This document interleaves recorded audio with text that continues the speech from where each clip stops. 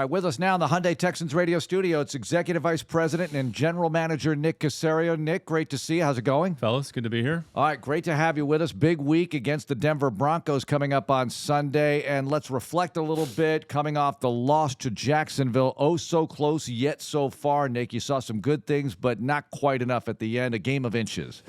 Yeah, in the end, didn't make enough plays. Jacksonville made a few more than we did. Had our opportunities. Kind of got behind the eight ball there a little bit, starting slow. We just started the game too slowly, down 10-0, made it 10-7.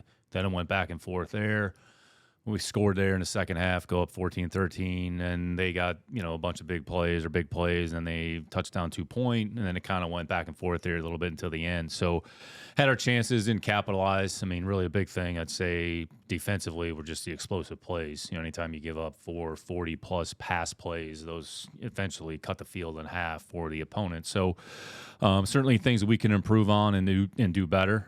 Be some different challenges this week against Denver. But, Jacksonville's a good team. We kind of came up short a little bit in the end, and now it's time to move on to the next challenge. Nick, it was a heck of a football game, and I don't know if there was a specific difference as you saw it, but did you see a specific difference in what was the key for Jacksonville getting the win? I mean, they did a good job stopping Devin, and Devin's been really good running the ball lately. What do you think was kind of the biggest key to it? Yeah, they played well. They executed. I mean, their defensive front, which we had talked about going into the game, we knew was one of the strengths of their team, and that certainly came to fruition there a little bit, and they did a good job. I mean, Josh Allen's a great player. He's been a good player for a long time and had one of his better games. So I'd say they were probably a little bit more, ready to go than we were initially, and by the time we kind of got our feet underneath us, it was probably a little bit too late. Yep. But Jacksonville's a good team. They're leading division for a reason. So, in the end, just came up a little bit short.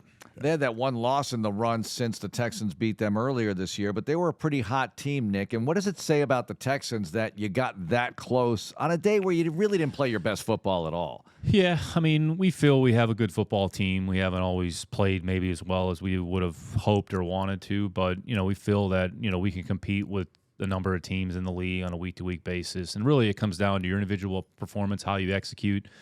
D'Amico's talked about this with the team a little bit. In the end, it's about us and what we do and getting some things fixed on our end. And if we do those things, then we'll give ourselves an opportunity, put ourselves in a better position in games. So certainly have another challenge this week in front of us. Denver's a good team. I mean, they've won 5 straight, so they're probably playing as good as any team in the league. So we feel like we can compete with a number of teams. In the end, it comes down to how well we execute, critical situations, end of game, all the things that go into winning football.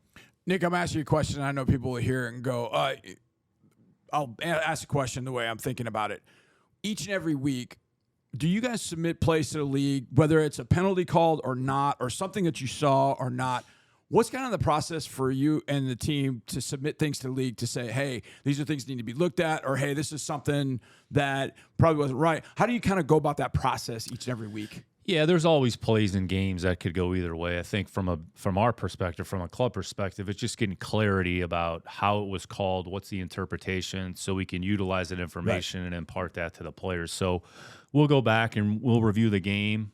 Coaches may have some questions about some plays. What did they see on this play? So then the goal is to try to learn and try to have an understanding of what's being called, how things are being played. So then we can get that information to the team and tell them, all right, this is either a point of emphasis or here's something technique-wise that we can improve. Here's why a situation or a penalty may have been called. So a lot of it is educational more than anything else. I mean, the game happens so quickly, it's hard to, in the blink of an eye, really see. I think the big things, all teams, and not just specific to the Texans, everybody just wants consistency, across crews, whatever is being called.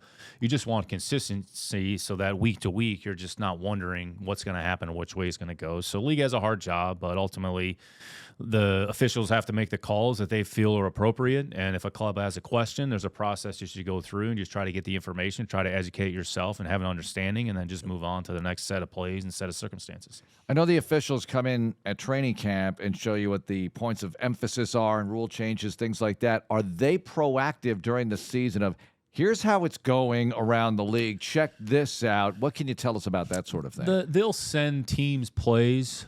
Here's some things that popped up because they do the same thing. They go back and review the officials. They review the game. Here was a call, whether it's a player safety issue, whether it's a technique issue, how to do it the right way. Here's a good example.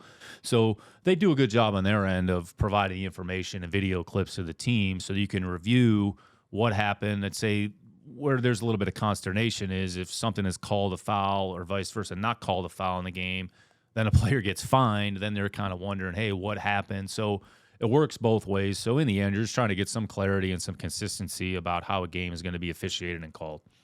Nick, Denzel comes back this week. What are kind of the not what's going to happen, but how's that process? Is it any different with a guy coming off suspension? Is the process any different? Because I remember the transaction report came out. It mentioned a 2-day exemption. Can you kind of talk us through that process for Denzel? Yeah, it's pretty straightforward. For however long a player is going to be out, on the back end of it, you get that many days where the player doesn't count on the 53-man roster. So it just gives the ability where if you have to massage the roster or make a transaction or something like that. So it kind of gives you a little bit of flexibility when a player comes back off of reserve. So Denzel will be back on the roster here, I'd say, by Wednesday, more than likely. So the period expires. So the league kind of gives you a little bit of grace. You have a couple days to kind of figure out what you need to do. Gotcha. How difficult is it to determine, all right, who are we going to bring back from IR and all the practice squad elevations you have week to week? There are a lot of moving pieces that go into the 46, 47, 48 that play on game day. No, massive dialogue and discussion. I don't want to say daily, but daily. So you're trying to anticipate, what's on the horizon, who's coming back, when are they actually available, what's the prognosis from an injury standpoint, are they going to be available to play?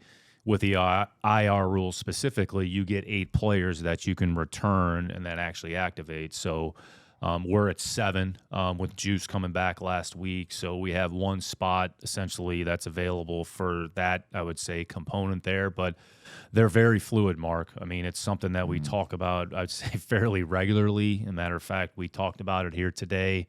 All right, here's what we need to do. Here's some players that may have to come off the roster to get this player on the roster. So then it comes to the expense of something else. So it's constant dialogue, and it's very fluid, and you just try to maintain a clear head, and you really take out what happened in individual games, sort of take the emotion out, and just make it a little bit more process-driven, and then hopefully you get to a good endpoint. So the evolution of this IR was nobody, and then what was it, 1 or 2 or 3 or something, and now we're at 8.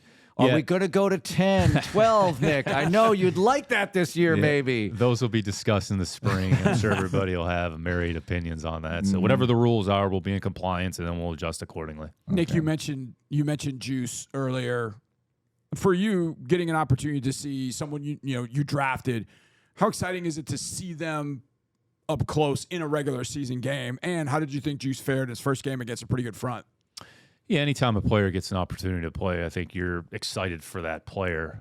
Juice put himself in a position there at the end of training camp where he was more than likely going to be the starting center, and then he gets hurt in the New Orleans game. And then he's had a pretty extended period of time here where he was out, but worked really hard, had a good attitude, put himself in a position where physically he was ready to go. And we weren't really sure if, in fact, he was going to play in this game. He was at the game. He was active, probably is sort of the next inside player. And come to find out, as a result, after 14, 15 plays, he had to go in there and play maybe a little bit more than we anticipated. He went in there and certainly held his own, but Juice is a smart kid. He's very tough. He's instinctive. He's athletic. He's got good playing strength. Had a good week of practice. There's going to be some things that you just haven't done in a while because there's only so many things you can simulate in practice, and then when you get in the actual game, it's just a different speed. But he went in there and did a nice job, and probably have another opportunity here this week, and hopefully he can continue to grow in his confidence. And I think the one thing he showed, he has some position flexibility between center to guard, so which just enhances the overall value of your offensive line, which we've discussed on this show, at different points. Yeah, you can play center or guard. You have Titus, who can play tackle or guard. Nick, for the listeners and viewers, we have Wade Smith, a Texans legend. He played center, guard, tackle. Some guys can do it all. Some guys more one position. What goes into all of that? Yeah, it's a great question. I'd say every player is a little bit different, and really what you're trying to figure out, certain players can handle more than others for whatever the reason. So say the 3 inside spots, there's a lot of similarities, a lot of commonalities. I'd say the biggest difference is the people that can actually put their hand on the ball and actually snap the football and then play the position. Everything goes along with it. So there's some guard onlys, some center only. There's players, like you mentioned, Marc, can have 3-position flexibility inside. Some inside players can play outside. Some outside players can play inside. Sometimes you'll see that at the collegiate level where they actually play multiple spots. I think there's always a tendency to say, well, this player played tackle. He's a little bit undersized, so he automatically moves inside to play guard. And I think you have to be careful of that. Yeah. Say there's been examples. Kelvin Beacham's probably a good example, who's had 12, 13, 14, however long he's played. A little bit undersized relative to tackle, but he's a better tackle than he is an inside player. So you just try to figure out what does the player do well, put him in that position. Actually, going back to my experience in New England with Matt Light, Matt played left tackle. He was maybe a little bit undersized for tackle standards. Tried him at right tackle. That didn't work. He really wasn't an inside player. And then come to find out he's a really good left tackle. So he just played left tackle for 10, 11 years. So sometimes you can be a little bit cute with it. Some players can handle the transition. So it's all specific to the individual player and what they can handle. I'm still waiting for Braden Smith to go play guard for the Colts because that was going to happen all over the league, and he hasn't played a down of guard. Not a snap since then. Let's move beyond the Jags, Nick. Let's get to the Denver Broncos. I think we were kind of following them from afar, but I think when they started off 1-5 or whatever it was, I think people were like, okay, well, we'll play them down the road. Well, now they're, objects in the mirror are closer than they appear because the Broncos are now 6-5, won 5 in a row, playing really good football. Let's get the scouting report on Denver Broncos. Yeah, really good football team. I mean, you're talking about Super Bowl winning head coach, Super Bowl winning quarterback. So great quarterback, good head coach. I'd say the big thing defensively, they've just taken the ball away from teams over the last 4 to 5 weeks. I think over that period of time, they lead the league in takeaways, so that's translated to winning. So take the ball away is translated to winning. But offensively, very productive from the running back position, all 3 players. P. Ryan, Williams, McLaughlin, the undrafted rookie. Sutton's given them a lot of good plays. I think he leads them in touchdown catches, and he's a factor in the red area. And Russell has played very smart, doesn't turn the ball over. I think the one thing that people probably don't give him enough credit for is his ability to make plays with his feet. He's able to maneuver around and get himself out of trouble. But they've played good, sound football. They've taken care of the football offensively. They've run the football effectively. And then defensively, taken the ball away. They've gotten good play from the front.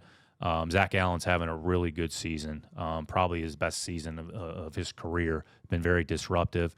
They're kind of 3 for 2 there on the edge with a lot of young players. I mean, here's a good example of a team, moving on from veteran players. They released Clark, released Gregory, Cooper, Benito, and Baron Browning are kind of 3 for 2 at outside linebacker. All young players, all players that they drafted.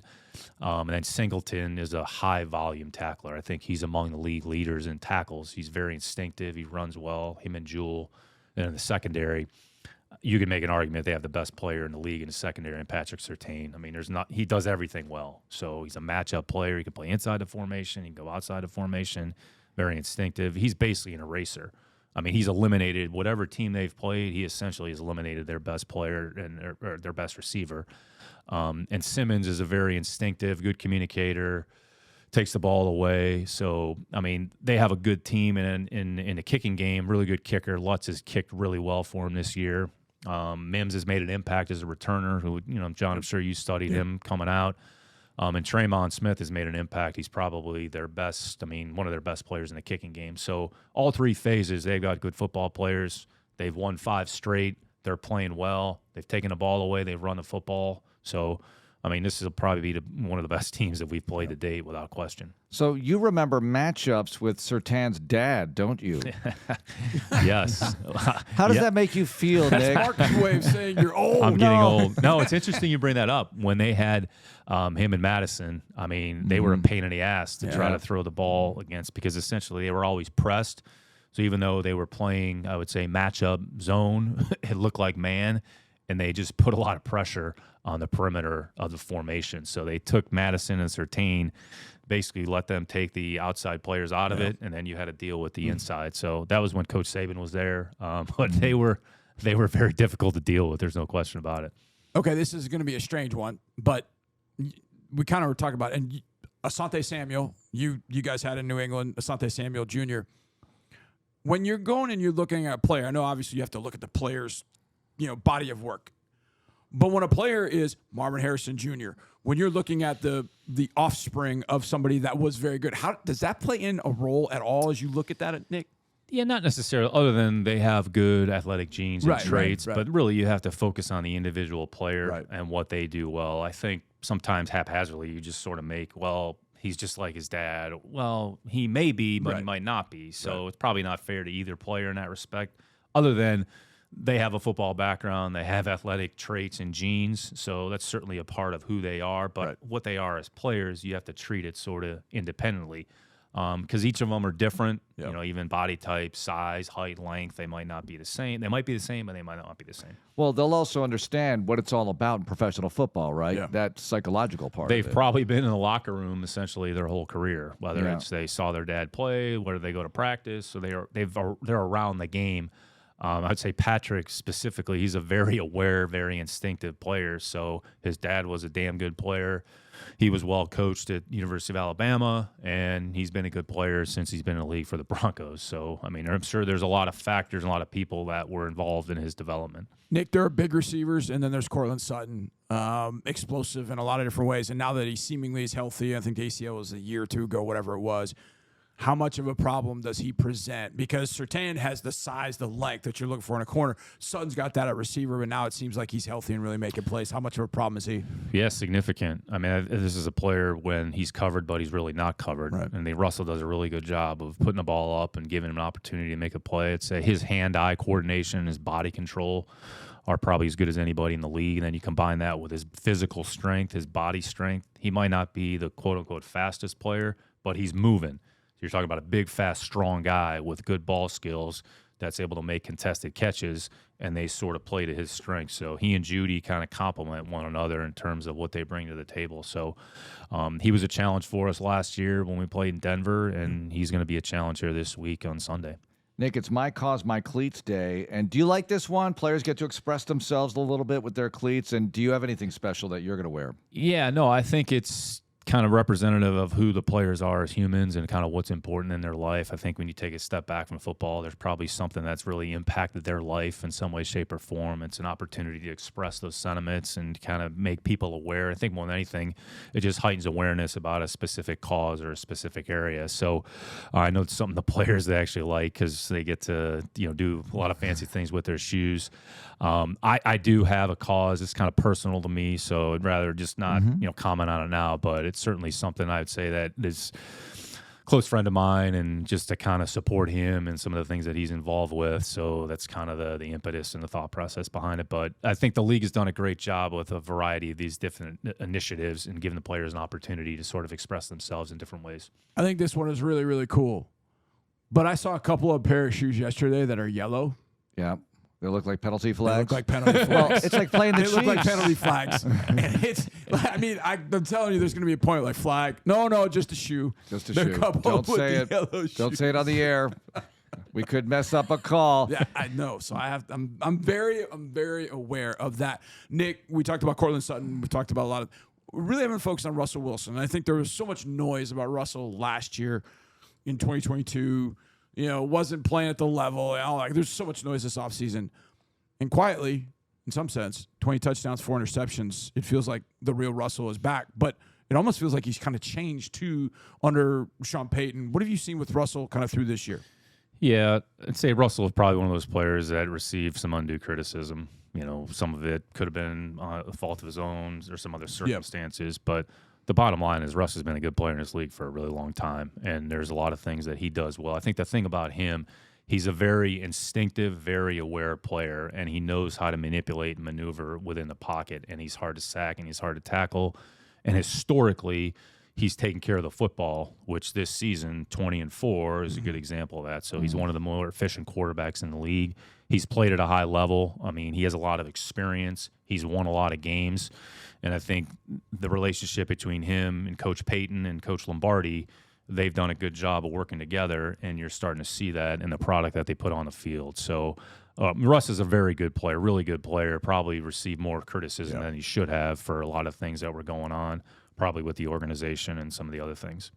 Nick, it's the holiday season, so Christmas music. When is it too early for Christmas music? It's interesting. My daughters and I had this discussion. We were driving home from the game a couple weeks ago, or a week or two ago, and they said, "Dad, can't we put Christmas music on the radio?" I said, "It's not even Thanksgiving yet." They're like, "Well," so It's probably right around this time. So when Yeah. we get in the car, if one of my daughters is with me, they want to go right to Christmas music. They don't want to listen to CNBC. They've had enough of it. That's how I could always tell if my wife had driven my car. I'd get in there and I would hear jingle bells. I'm like, You don't have middle of Squawk Box November. on in the car? No? no, I don't. Do you have a favorite Christmas song or two?